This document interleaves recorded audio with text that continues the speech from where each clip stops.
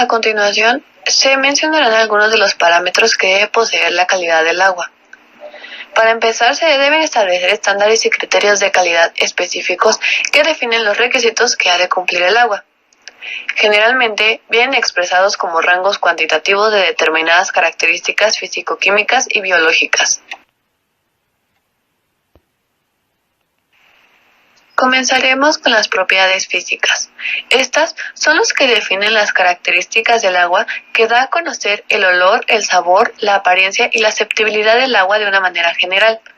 Pero el sabor y el olor del agua son determinaciones organolépticas. No existen instrumentos de observación ni registro o unidades de medida, por lo cual esta se considera incolora, insípida e inodora.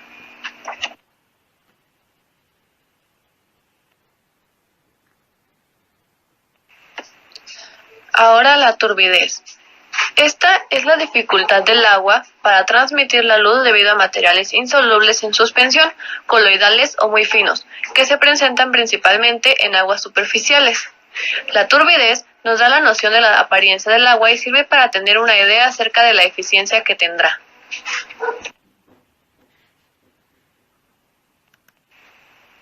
Conductividad y resistividad.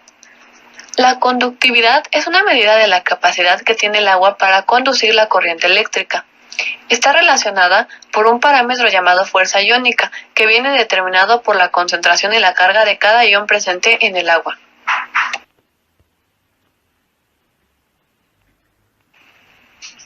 Otro de los parámetros principales que se determinan para la calidad del agua es la temperatura. Esta influye en el retardo o aceleración de la actividad biológica, la absorción de oxígeno, la precipitación de compuestos, la formación de depósitos, la desinfección y los procesos de mezcla, en la flooculación, la sedimentación y en la filtración. Posteriormente, se hablarán sobre las propiedades químicas, entre las cuales se encuentra el pH. El pH es la medida de la acidez del agua expresada por una escala entre 1 y 14, de forma que el valor 1 indica condiciones de máxima acidez y el 14 de alcalinidad extrema. Estas permiten identificar y cuantificar agentes causales de contaminación para poder decidir sobre la potabilidad del agua. Los múltiples compuestos químicos disueltos en el agua pueden ser de origen natural o industrial y serán benéficos o dañinos de acuerdo a su composición y concentración. Por mencionar algunos, se encuentran el aluminio, el mercurio, el plomo, el hierro, el cobre, los sulfatos, los nitritos y los nitratos.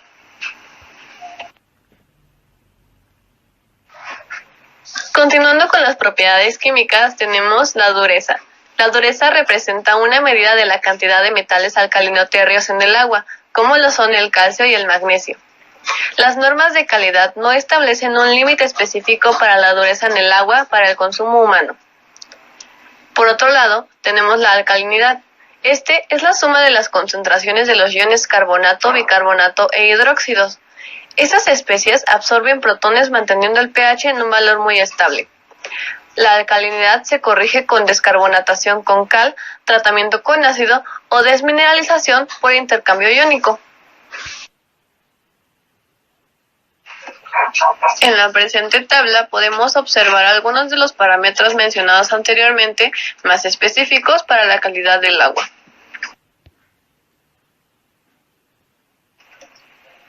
Ahora mencionaremos las propiedades biológicas de la calidad del agua.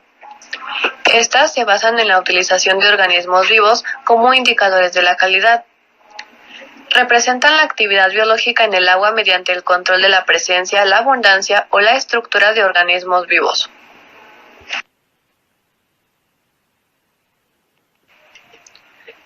La cantidad de microorganismos va acompañando las características físicas y químicas del agua, ya que cuando el agua tiene temperaturas templadas y materia orgánica disponible, la población crece y se diversifica.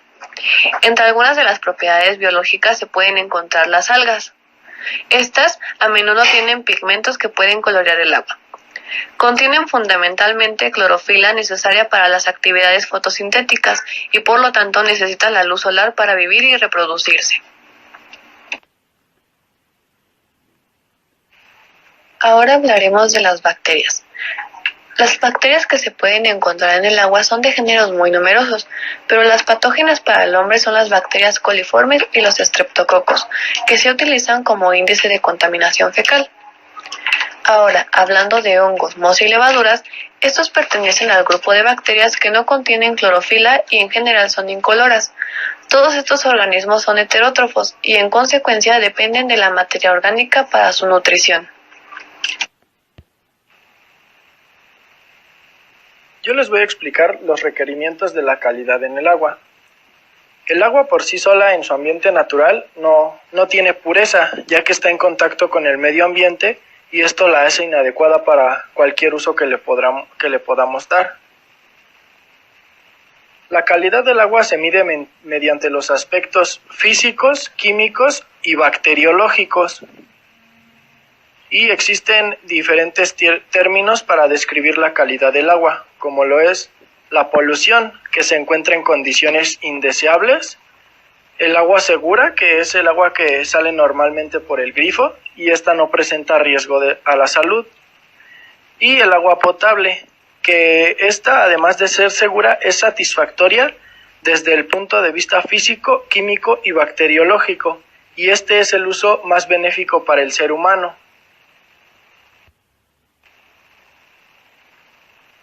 Las características que no debe de contener sería el color, que indica una apariencia desagradable, la dureza, que ésta se origina por las sales del calcio, la alcalinidad, que se da por altos valores del pH, y los cloruros, que dan un gusto salado y desagradable al agua.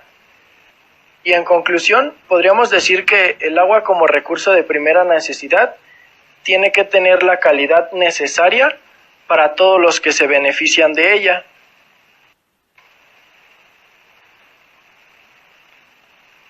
Ahora les voy a explicar la contaminación del agua. Esta es la presencia de componentes químicos o de otra naturaleza en una densidad superior a la situación natural. Esta se traduce en la existencia de sustancias como los microbios, los metales o los sedimentos, que hace que su consumo tenga efectos dañinos sobre la salud y sobre el medio ambiente.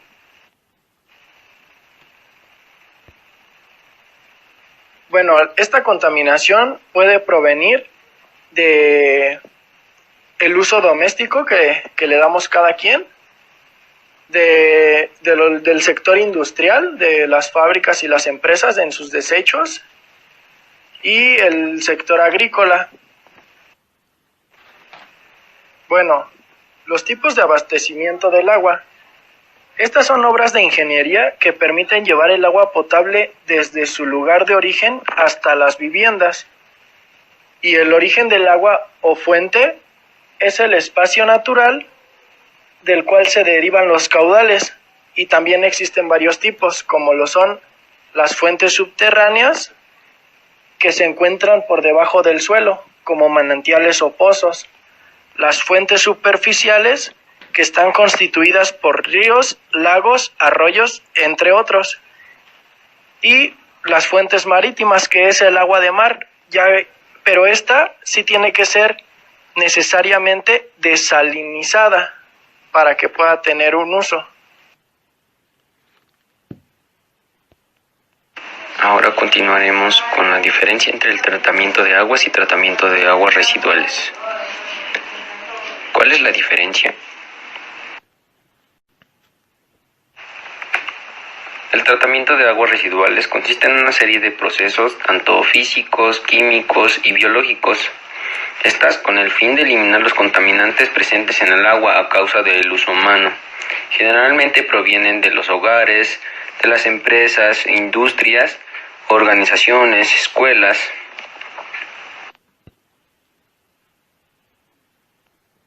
Una vez que el agua es desechada por los hogares, las empresas, las industrias y las organizaciones, las aguas residuales son sometidas a un tratamiento de regeneración para alcanzar los niveles de calidad sanitaria y ambiental.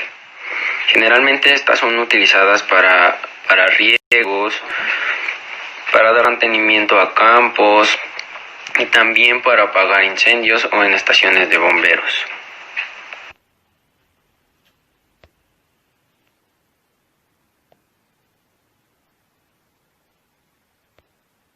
El tratamiento de aguas es el conjunto de operaciones en las que se trata el agua de manera de que se vuelva más apta para el consumo humano. Existen varios tratamientos, pero todos deben de cumplir con el mismo propósito.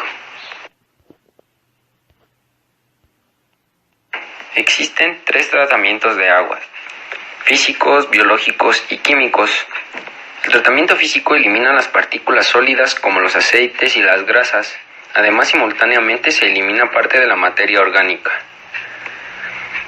El objetivo que persigue un tratamiento biológico de agua residual son la coagulación y la eliminación de los sólidos coloidales. Estos eliminan los componentes indeseables del agua como hongos y bacterias. El tratamiento químico aumenta la calidad y garantiza que existan condiciones óptimas para el uso. Estas eliminan el fósforo y regulan el pH que se encuentra en ella. El cribado.